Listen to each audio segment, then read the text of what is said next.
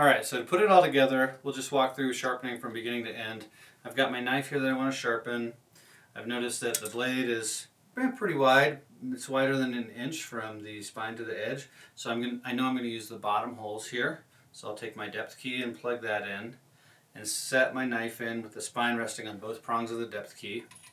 And I'm going to slide it back just a little bit until I'm confident that this transition point is occurring right here at the back side of the jaws. And then I'll lock it in place. And then at this point I would color the bevel in with a marker just by bringing it straight down on the edge and sliding it forward. And then I would set my angle to about 20 degrees to test it out and make a couple quick light strokes to see if I'm reaching the edge and if I'm working the whole bevel from shoulder to edge. And if not, then I would make those adjustments that we went over earlier.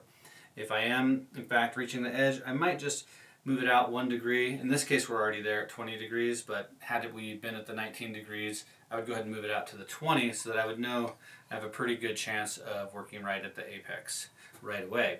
So then I would just work one side for a minute, and I would work all the way up and down the length of the blade to see if I'm able to create a burr, and then I would test it on the opposite side.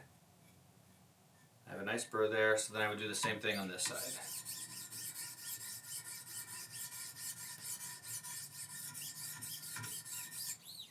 And I would test for a burr there. Okay, so now I've got both bevels coming together to an apex. I've created a burr on one side and then on the other, so we know we're going to be sharp.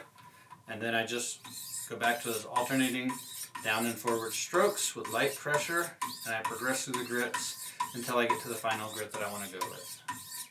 And from there, I just grab a hold of the knife and pop it out like that. Alright, thank you guys for watching. We're really excited to have you as brand ambassadors, and please feel free to reach out at any time. We love answering questions, and we want to be there for you guys to make sure you get absolutely the most out of this sharpener.